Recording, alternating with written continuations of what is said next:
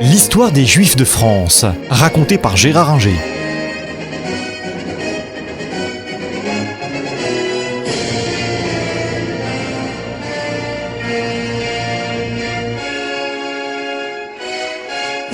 10 mai 1940, la France est attaquée 9 mois après la déclaration de guerre, suivie de la drôle de guerre où il ne se passe rien. Et en quelques semaines, le pays est vaincu. Un gouvernement dirigé par le maréchal Pétain se met en place et demande l'armistice qu'il obtient fin juin 1940, pendant qu'à Londres, le général de Gaulle appelle à la résistance. Le gouvernement de Vichy va s'installer dans cette station thermale parce qu'il y avait là beaucoup d'hôtels qui permettaient d'installer les ministères. Et le 10 juillet, fait voter les principes d'une nouvelle constitution mettant fin à la République. Nouvelle constitution qui devra, selon les textes, faire prévaloir les droits du travail, de la famille et de la patrie. Seuls 80 députés votent contre, 80 députés et sénateurs votent contre ce texte.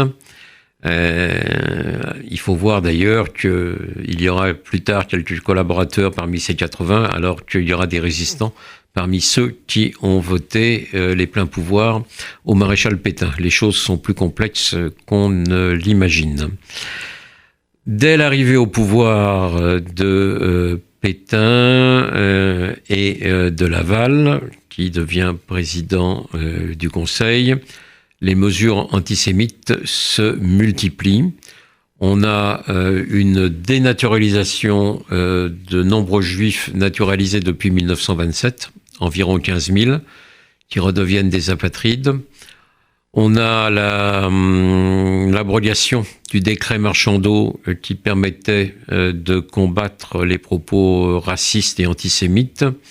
Donc la presse antisémite va pouvoir s'en donner à cœur joie et s'en prendre aux juifs. Et surtout, le 3 octobre 1940, paraît le statut des Juifs, annoté de la main du maréchal Pétain. Le document se trouve au mémorial de la Shoah.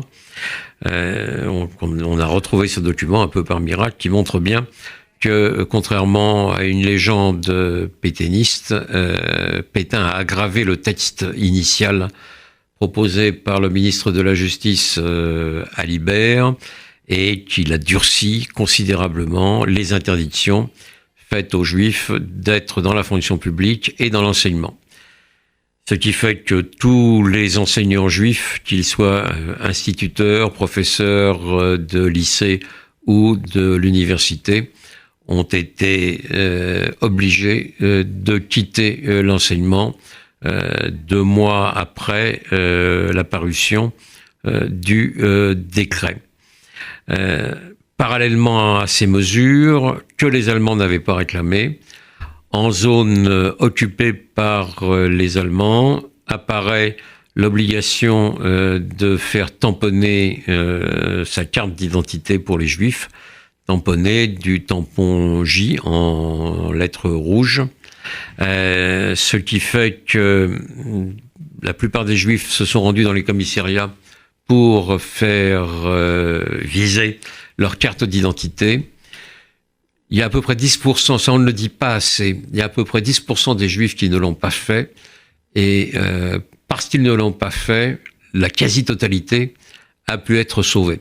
Sur les 10%, donc 10%, ça fait à peu près 30 000 Juifs, un peu moins parce que certains étaient déjà dans la nature, mais on va dire 20-25 000 Juifs n'ont pas été recensés comme Juifs, et ceux-là, dans la plupart des cas, ont eu la vie sauve. Naturellement, c'était pour la plupart des Juifs très intégrés, parlant français sans accent, et donc plus facile à se mêler à l'ensemble de la population.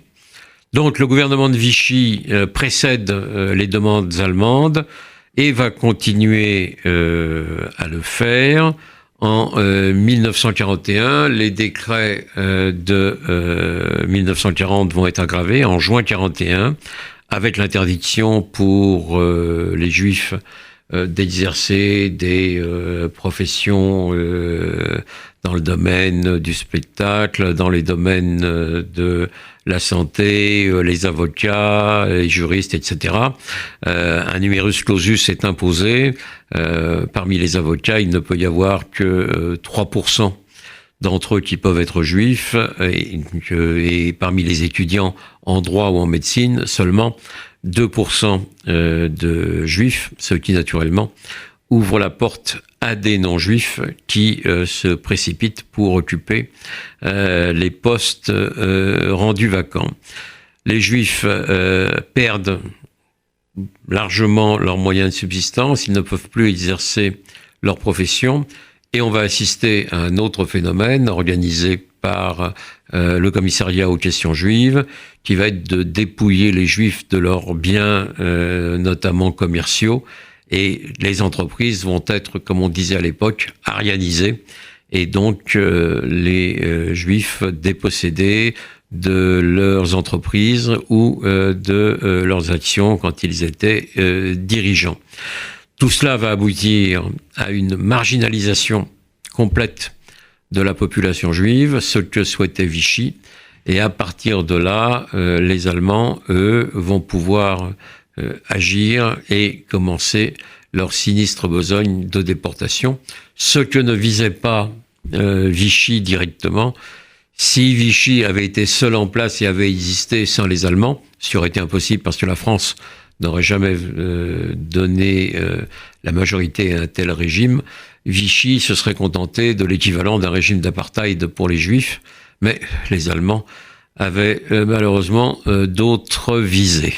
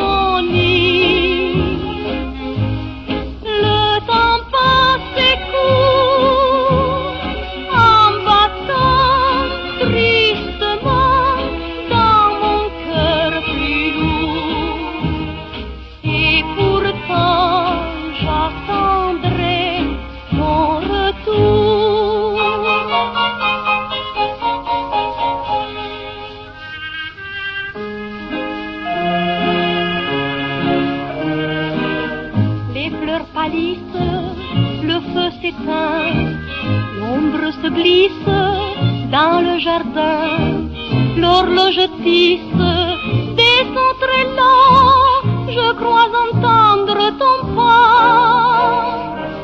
Le vent m'apporte des bruits lointains, et quand ma porte, j'écoute un vent, hélas plus rien ne vient. J'attendrai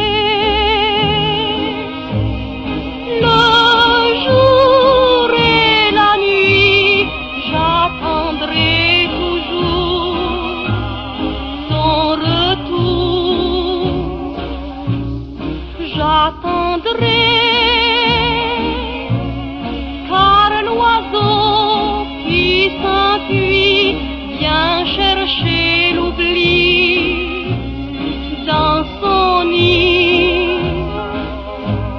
Le temps passe et court en battant tristement dans mon cœur plus lourd. Et pourtant